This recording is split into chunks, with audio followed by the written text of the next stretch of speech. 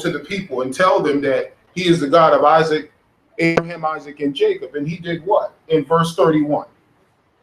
What does verse 31 of chapter 4 say?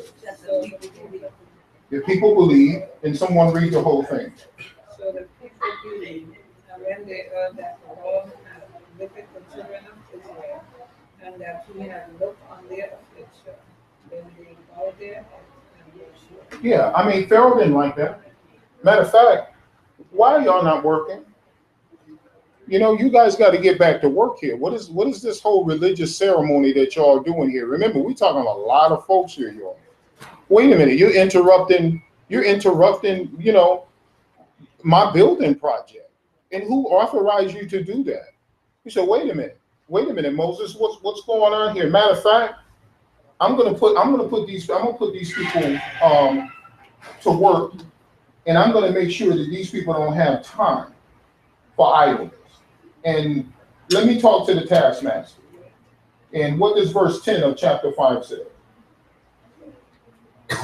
And the taskmasters of the people and their officers went out and spoke to the people, saying, thus says Pharaoh, I will not leave you strong. Right. Pharaoh had his taskmasters assist him in this building project. They would bring them material. And it's like, if you ever see someone making a brick wall, a masonry making a brick wall, he has a helper.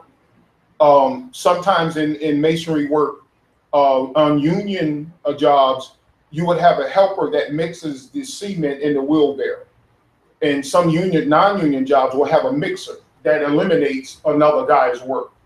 And you would make the cement and make the cement up to a form where the only thing the masonry have to do is grab his straw thing and just scoop up and layer the bricks and put the brick down. Once you get that first foundation of bricks done, everything after that is straight. So you'll have a straight wall.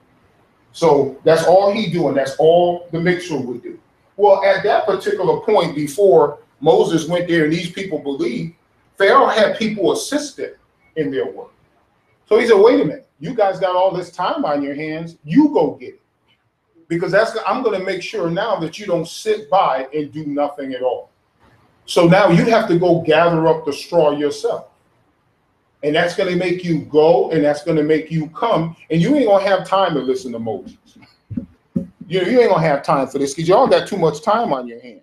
You know, and if you ever did any manual work at all, or you ever been around a hard foreman or supervisor that wanted things done all the time, every minute of the day, didn't even want you to go to the bathroom, didn't even want you to take a break, then you know exactly what they were under.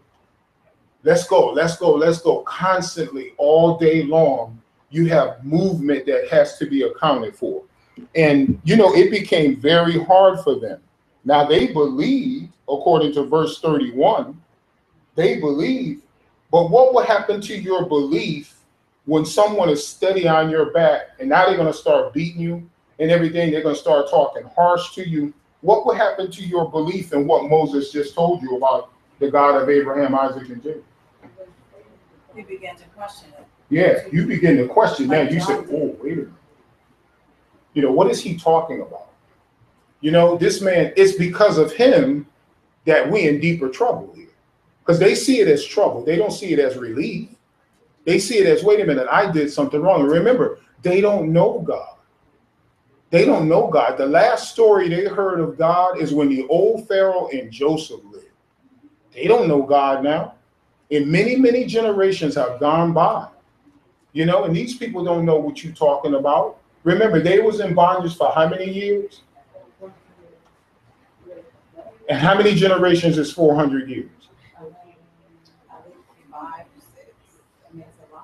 You know what I'm saying? I mean, you can get, how many generations you can get in within 100 years? How many generations can be born within 100 years? Get a lot. You can get 4 or 5 generations born within 100 years, depending on how many, you know, how many times people are having kids and then their kids have kids and their kids have kids.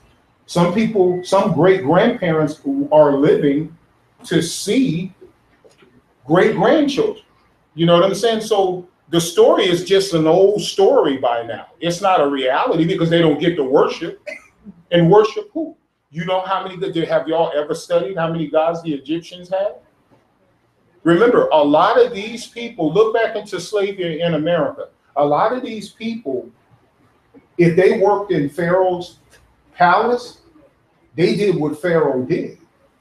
You know what I'm saying? So if Pharaoh worshiped the sun god, they worshiped the sun god too.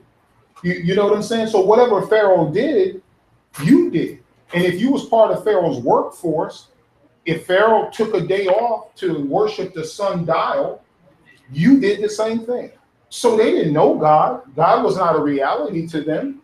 And many, many generations fell into the same old trap. And after a while, those gods didn't move. Those gods didn't speak. So your viewpoint of religion is just a statue. It's just something that you kept seeing. And you would see someone make some sort of movement in some sort of temple, and it just made no sense to you. It really did. Number 26, list the things God promised to do for the children of Israel. List the things God promised to do for the children of Israel. Read them right off the verse.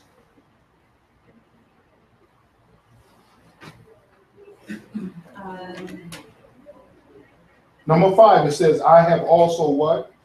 6 verse 5, chapter 6, verse 5 says what? And I have also the dwelling of the children of Israel, whom the Egyptian kept in bondage, and I remember the covenant. I remember my covenant. Okay? Okay, now list some of the things. The first thing is he's going to bring them out of bondage of the Egyptians, and he's going to bring them from under the burdens of the Egyptians and rescue them out of bondage. Okay, now that means a lot. So if you're going to start off right there, that means a lot. If you're a slave and you hear that Lincoln is writing up a proclamation that is going to free you, the rumor has come down from Washington to the South that you are no longer going to be owned by somebody and you're going to be treated like a human being. How would you feel when you get the news? Elated. Oh yeah, elated. You know, you have had your siblings, your parents, your grandparents die in slavery. And you're in a generation right now where the government is getting ready to do something about the atrocities of slavery, and you're going to be a part of that. You're going to say, wow, is this really going to happen? The Jewish Holocaust, when the world got involved in the war, when the American soldiers, along with other soldiers in the world, came to stop all the stuff that Hitler was doing, they had some documentaries that said when the American soldiers and the British soldiers finally got to the concentration camps, the people didn't know what to do because they didn't see the German soldiers anymore, because they came in and started killing these soldiers. And a lot of the German soldiers abandoned the camps. So the people didn't even know they was free. Because there's a lot of people in the South that didn't leave the South when they was free, because they didn't know where to go. They didn't know what to do. Same thing with the wall in West Germany and East Germany. When they finally knocked the wall down, people were so elated that the wall was knocked down, but after that, they didn't know what to do. Because see, freedom brings a change of mind, a change of heart, but that hasn't been instilled in you because you've been oppressed all these years. The same thing when democracy kind of like snuck into Russia. People didn't know what to do. Communism takes care of you. Communism takes care of the professional rank. Communism takes care of the poor people. Communism tells you what to do. When you get a democracy, then you have freedoms and liberties that you never had before. You don't know what to do. Don? Yeah, so in 6 where it says, I will bring you out from under the bondage of the Egyptians. I kind of gave it 2 actually. I said that way and I said rescue. So that's like, so the Israelites were slaves, and when I look at the burdens, I look at that burden of something heavy to carry, kind of different from the bondage, because notice that he says one is the burden, that he's going to rescue them from the burden. The other one he's going to rescue them from the bondage. So when I look at the burden, I look at things like, okay, one of the things like the straw, going to get their own straw, that was a burden, right? Because you could be in bondage but not burdened, or you could be burdened, well, but you can't be burdened and not in bondage. Okay. Right. So I look at that, and so they were burdened by having to do all of this extra stuff. But on top of that, then it goes to the next one where it says, I will rescue you from bondage, meaning you cannot come and go as you please because you are under bondage with the Egyptians, meaning they're not going to let you go. So God is going to not only release the burden so things will be easier for you, but the second thing he's going to do is also rescue you out of the bondage under the hands of the Egyptians. Okay, I want to stay right there. He made them go get their straw. Why didn't they run? Because they couldn't run. They were in bondage. So it's kind of like what you just said. They were in captivity. So there were, I'm sure, around those perimeters, there were guards. Right. If you had been enslaved, do you know where the North is?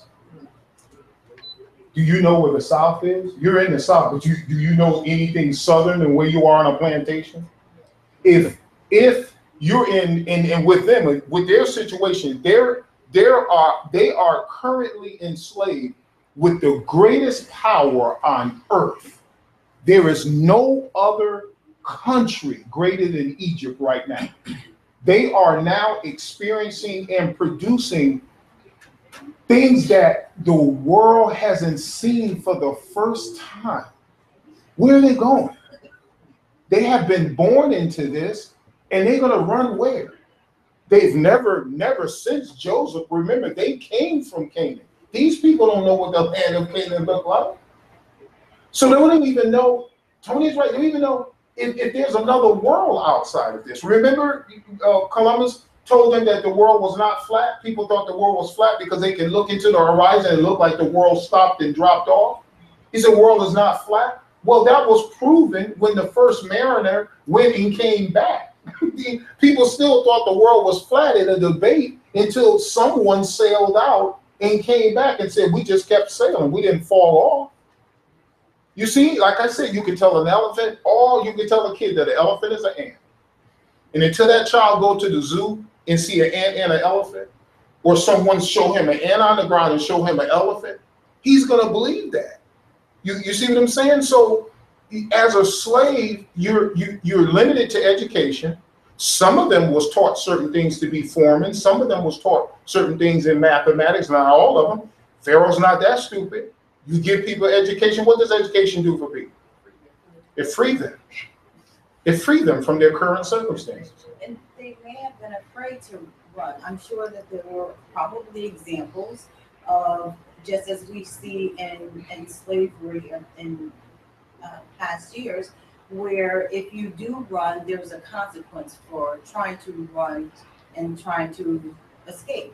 And even if the gate is wide open, when people are in bondage, they're not sure what's on the other side.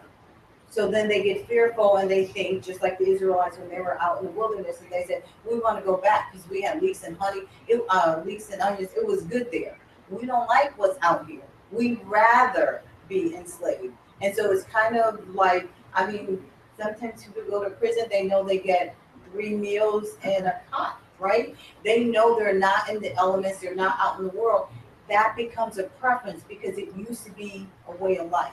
Mm-hmm. And I think for the Israelites, they probably had some reservations too. I think there were a lot of factors in which they stayed. And then I think, some of us are in bondage today, whether we realize we're in bondage, even with being a Christian. We're in bondage with our finances, we're in bondage with where we live, we're in bondage with the people we talk to, we're in bondage because we can't elevate ourselves. Because God has opened the door, but we refuse to walk through it. Yeah. And that becomes a problem and a hindrance for us, and it stifles our growth. Yeah. I mean, people are afraid. Folks say this is everyday reality to you, and you still have byproducts of slavery in America. If you're in an abusive relationship, you don't know that you can do good by yourself. You don't. You have gotten yelled at, beat down so much, you don't even know that you can go get educated, get further educated. You can go get a job and you can take care of yourself. Everything that is being done to you in that house, you believe it, because there's no one else outside of your abuser that's helping you to see that this is not normal life. This is not normal life. So there's a lot of dynamics that played into this from all sides and all players. Pharaoh was absolutely right. The only thing I've seen for the last 400 years, in the years that I've been a part of those 400 years of my dynasty, was our gods. And here you come in here telling me about some guy named I Am. You got to be kidding me. These people better get back to work. And I ain't playing. They better get back to work and get back to work now. That man was so hard and so hard-headed, and he had every right to be, because there was nobody else and no greater power than him on earth. I mean, have you seen some of the shows that show pyramids and how pyramids were constructed? Slavery built those pyramids. And I mean, the mathematics that were involved in actually getting those things to the next level to build them up was just incredible to me. Have you ever seen shows about Egypt? Egypt is beautiful. Have you ever seen the Nile? You ever see the irrigation that comes off the Nile? I mean, it's beautiful the way Egypt looks. It's in turmoil now, but in its heyday, when it's not going upside down with fighting and everything, it's a beautiful country to look at. I watched that documentary on the Moses of Egypt, and it was a great documentary. They praise Moses about a lot of things. It's part of their history. They teach it in their history.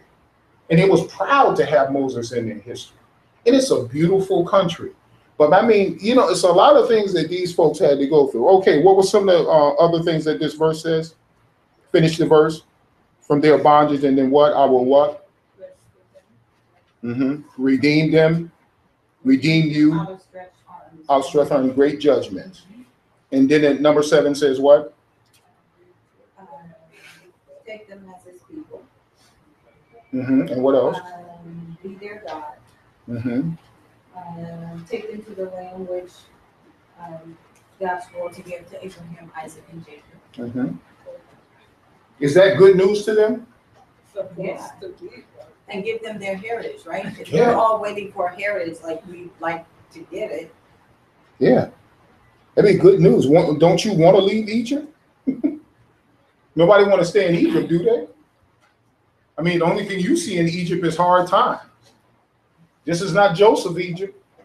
This is a whole different land. And he's saying, I'm going to do these things for you. Well, that's good news. I will bring you into a land which I swore to give to Abraham, Isaac, and Jacob. That story got to be told all over again. These people don't know who Abraham, Isaac, and Jacob is. Matter of fact, what do they mean to us? Can you imagine what Moses had to teach to people who ask valid questions about their heritage? How much do you know about your past with your grandparents and your great-parents? When you with them, if they're still living, don't you ask questions of their era? How did they do things? What it was like? What was the Depression like? How did you guys eat? All these kinds of things. When you look into your own history and you're around the patriarchs and the matriarchs of your family, don't you ask questions about your past, their past? And then when they start saying certain things and talking about certain eras, you're amazed. You say, Grandma, you had to wash by hand, clothes by hand on a washboard? Well, what was a washboard? You know, and we had outhouses. Grandma, y'all had to use the bathroom outside? Yes. Oh, we threw lime and everything down, and borax and everything down in the hole. They started being very descriptive. We had chickens. Chickens used to run over the house, and when it was time for us to eat, we would just grab the chicken and wring its neck. You know, you heard all those kinds of stories. Remember coming from, it was no big why, stop and shop. You know, you from Bridgeport, honey. You wouldn't hear these kind of stories. You from the South, your food was right outside. You know, in my grandparents' house, it was a large home with a tin roof. And when it rained, that tin just made a lot of noise, and that water used to run off the house. And they had their house up on brick, not brick, some of them was brick, but concrete stilts. And the dogs would always live under the house. But when you drive up to the house, you can look right up under the house. Right up under the house. And I remember when they moved into the town, all the houses were on a foundation with indoor plumbing. The bathrooms, most of the bathrooms were on the porch in the back. Then some of the modern homes, some of the richer homes, the bathrooms were inside. I remember that era. I remember going back down to Georgia and Alabama and seeing a transition from outhouses to bathroom and indoor plumbing. So I always ask them, how did y'all live? You know what I'm saying? I mean, you have valid questions about, wow, grandma, wow, grandpa, how was it? What was it like? What was it like in America when they went into a deep recession? Like, how did you guys survive? Well, there was a different survival technique for the South than it was the North. The North relied mainly on the South for its agriculture. You know why there was a big deal about slavery? Look at your history. 60% of the world's cotton came from the southern states of America. Now that's worth fighting for. Don't you know that's a lot of money? And that's why the South didn't want to give that up. Did you hear what I just said? 60% of the world's cotton. So just about everything that you wore, everything that hung up in your house, everything that you pull across you to get warm was cotton made. And that came from the United States of America, southern states. And that was economics that they were worth fighting for. The North can't come down here and tell us what to do with our business. And that business came from what? Manual labor. Then we graduated in our culture from manual labor to big machines. I remember back in the 70s that those machines, John Deere, Caterpillar, Ford, they was throwing wheat up in the air 20, 30 feet. Now we back to what? Manual labor again. Solomon said, what goes around comes around. You see? So when you look at this and put it into its everyday perspective, you will see, man, when good news come to you, you say, wow, I want to get out of here because this is some hard stuff. Remember, people drop dead working next to one another under these kind of circumstances. The human body is not a machine. And it was tough times. And when God says, I will relieve you from under the burdens of the Egyptian, I will rescue you from their bondage, and will redeem you with outstretched arms and with great judgments. That was good news to these people, right? All right, the second part of question number 26, what was their reaction when told of that? What was their reaction? Read the scripture there about their reaction. But they did not listen to him. Hmm? They did not listen to him because of their discouragement and hardship. Yeah. It's hard for that to sink in. Moses, this guy just told us to get back to work. That's all I know. This taskmaster said, look, get out there and get that straw on your own. Now it's just double work. And I really haven't seen God do anything. So I think I better get back to work. Don? So when God promises Abraham that he will give him and his descendants after him a land in which there are strangers in the land of Canaan, is God still giving Abraham's descendants that land? I know there's always a conflict with land, over in the Middle East.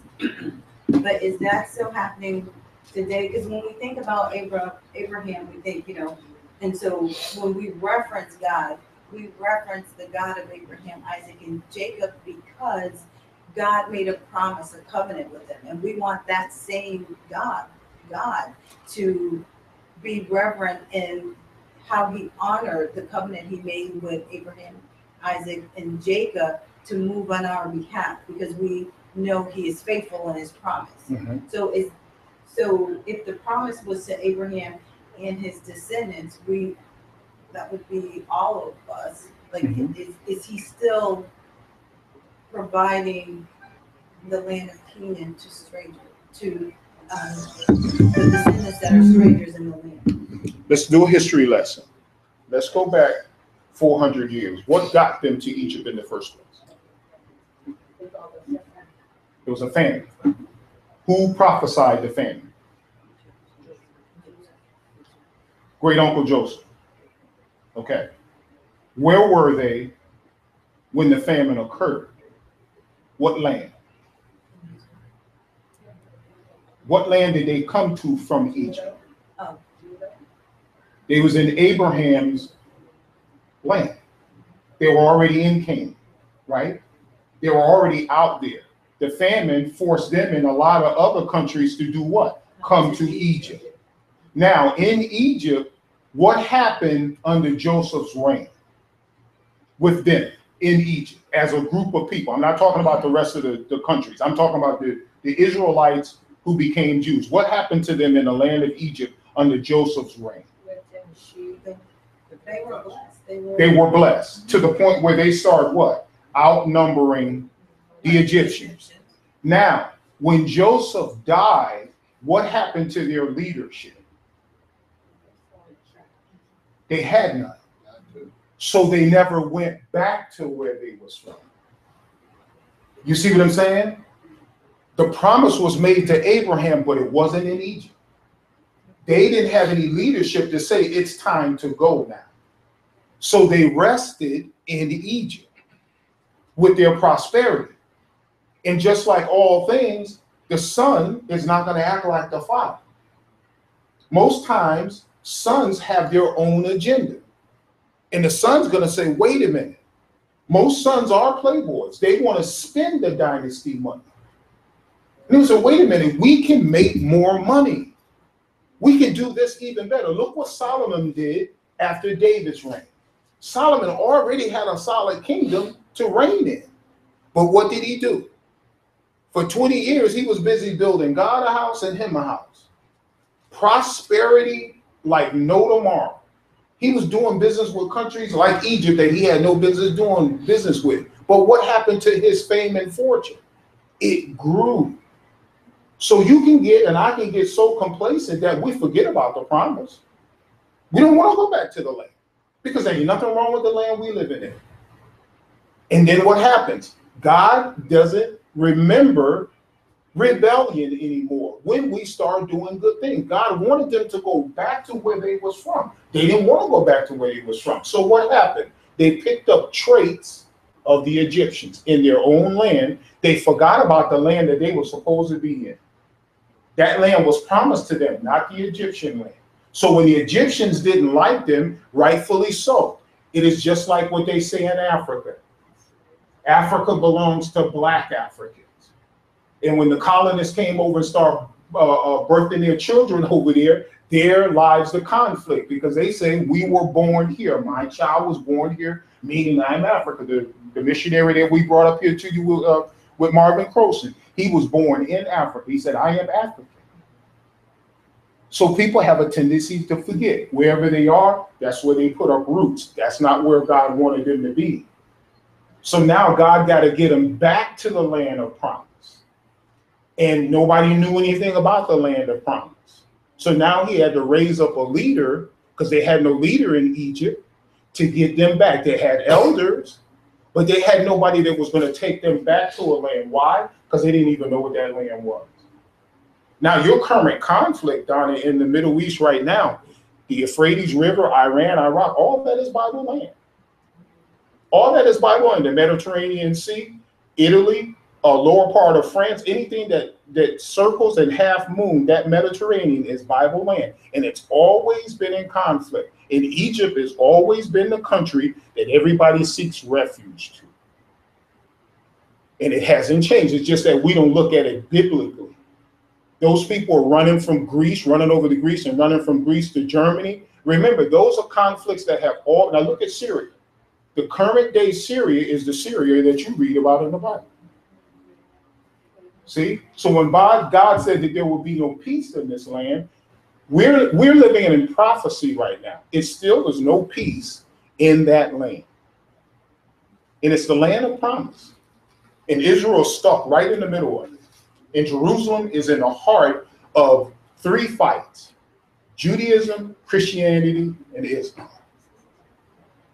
And it's never going to end because all three claim the wall, because all three claim Abraham. So Don, the fight is still on. That's the land of promise. Everybody think, because who brought a one God system into all of this? Abraham. Abraham was the first person that didn't worship multiple gods. And out of that came what? Christianity, Judaism, and Islam. Because Islam came from Ishmael and his mom. And God said that I'm going to bless him and make him what again, Don? A great nation too. So with that being a fact, what happened? Everybody is drawn back to the land of promise. People are not stupid. History will repeat itself. Everybody is talking about the same thing. That's why when you get, it's one thing that hasn't occurred yet. I'm not a prophet. I don't know if it will, but it's one thing that these three groups haven't done yet is destroy Jerusalem. Because each one of them traced their history and their heritage back to Jerusalem. And it's still in the minds of all three religious groups that sacred. Now, I don't know, one day one of these knuckleheads get a hold of a bomb, ain't no telling what they'll push and where it would go. But so far, so good, you can still trace it back to Jerusalem. Ruby? Didn't God promise that only Ishmael descendant will be the one that will be the nation that he called out for him? Called out for him, yeah. Out for him. And that nation still exists. Yeah, so like the others. Everybody want to jump on the bandwagon. Remember, I get married, Ruby, and then I move to Jordan. I get married, I move to, what was the one? Lebanon. I trace my heritage back. We had a couple that was in Trumbull, and she was born in Jordan. He was born in Lebanon. They got married, and conflict happened in both countries where they both had to run. They literally had to run out. So they were byproducts of that kind of conflict. In that area, they have a constant tribal fight. Tribes are fighting all the time over culturalism. And then you have the Sunnis and the Shiites that, we learned a lot about at the men's retreat, where these tribes are dominant tribes that trace their heritage back to Muhammad, who traces his heritage back to what Allah told him. That's their religion. You know what I'm saying? That's their religion. Now, you're gonna say as a group sitting outside, what are they talking about? Well, like I said about the United States government and governments around the world, unless you talk to the Middle East religiously, you're never going to get them to sit down at the table and talk about peace. Because they don't understand you unless you're talking religiously. When I talk to Muslims and Jews, the only thing separates me and the conversation that everybody else is having with them is Abraham. They will not talk. Once you mention his name, all of a sudden they stop both groups. I can have both groups talking. You talk about Abraham, now you got their undivided attention. They won't talk about nothing else. They just won't. And these groups all are tied together.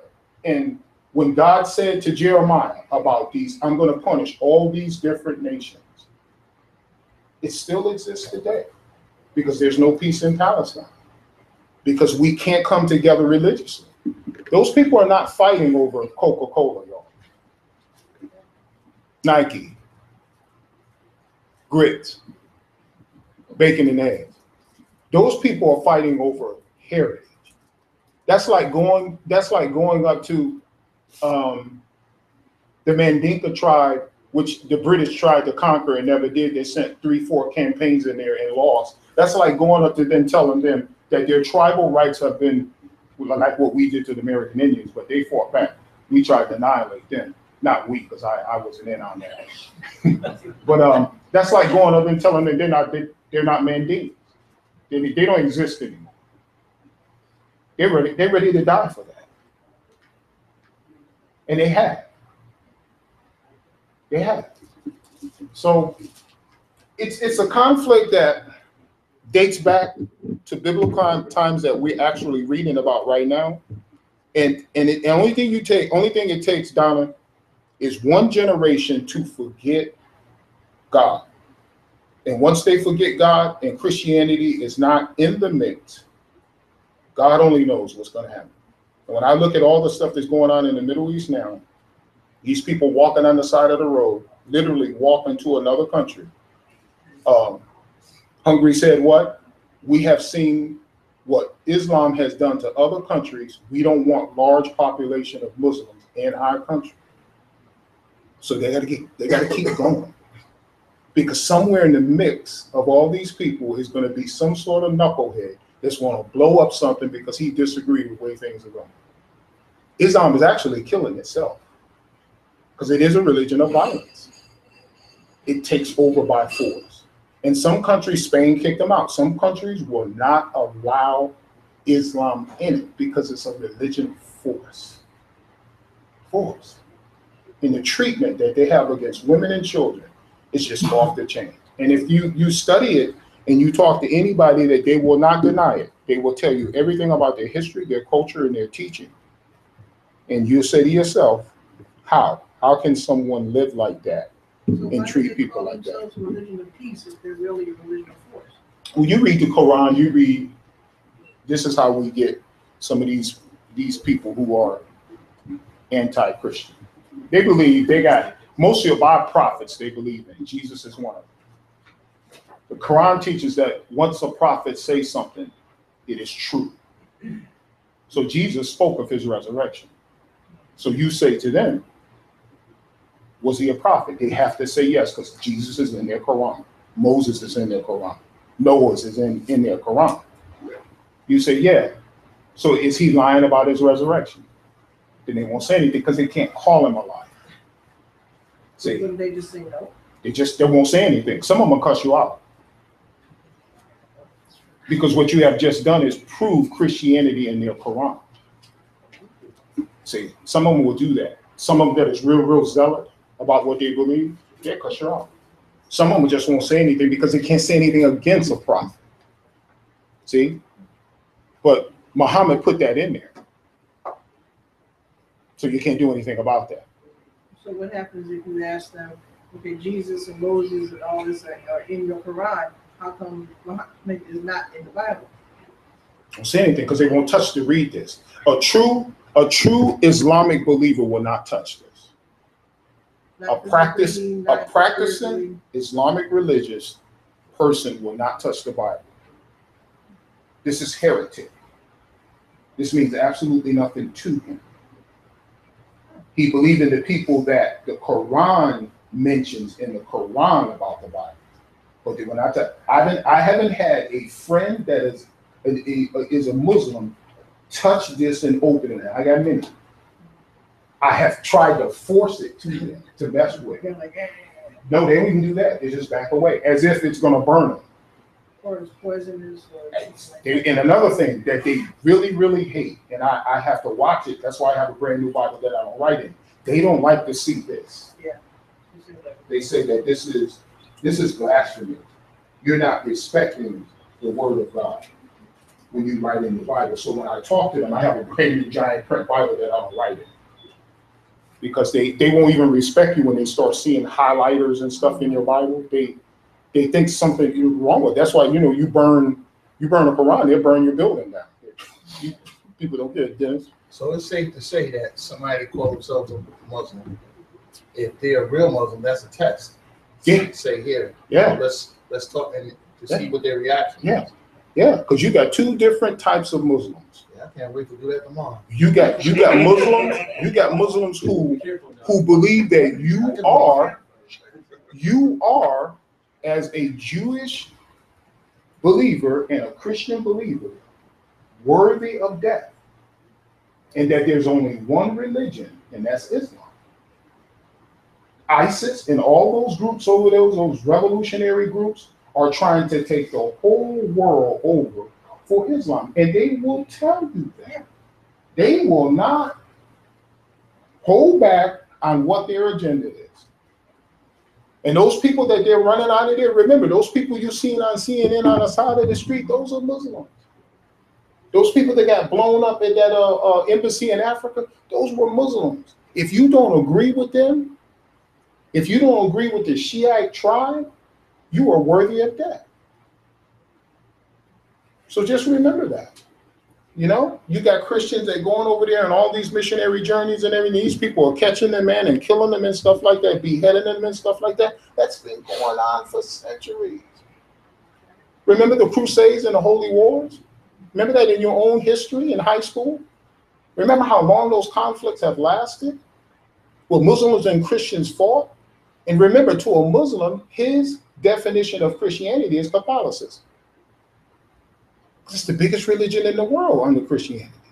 Muslims don't know true Christianity.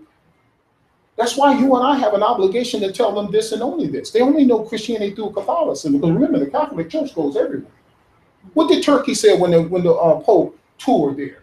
He told his country that that man's blood would not spill in this country. And that's a Muslim, Turkey is a Muslim country. And a Christian, quote, Christian leader toured Turkey, and he did not lose his life on their soil. And that's what their president said. He will not be attacked or killed in this soil. In this soil. So you still have three religious groups, y'all, today that still function under this system that Abraham created. And if you want to talk to people that is non-Christian, if you talk to them concerning the Old Testament, the prophets, and start with Abraham, you can have a sensible dialogue with them if they are students. If you're talking to them in the Quran about the prophets that are mentioned in the Quran. Okay, and you can just click and you'll see all the prophets that are mentioned in the Quran. And you can do a Bible study with them on those prophets, because they will not call a prophet a liar. A true Muslim woman.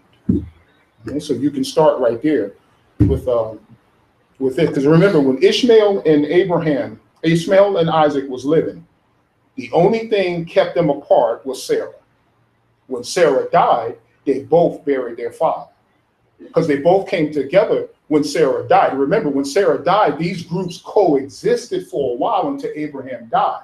Now, when Ishmael and Isaac died, the conflict came, because the group, the offsprings, didn't understand and didn't know and didn't care. See, go back and do the history of that. When Ishmael and Isaac died, then the Islamic world grew in hostility toward Jews. And remember, Christianity didn't come into Jesus's resurrection. So Jesus spoke Arabic. See, so by the time Jesus was born in AD, 1 AD, look at all the conflict that he was birthed into in the different languages and cultures he was birthed into, and he spoke those languages. Although Greek was the predominant language, because Alexander the Great took over. When he took over, he made everything he made Greek a national language. Jesus spoke Greek. You see what I'm saying? I have to quit.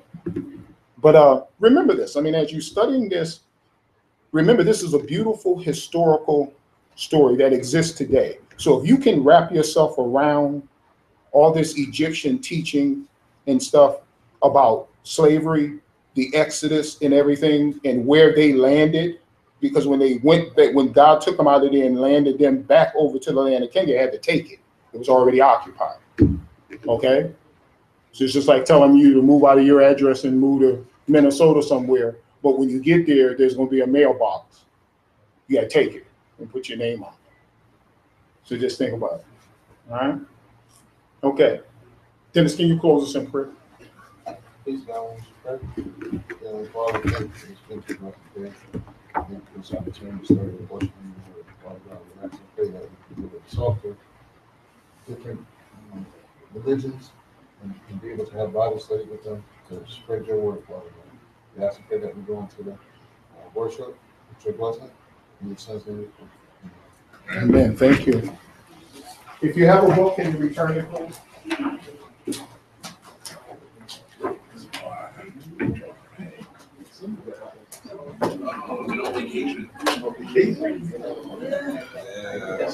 All over the place.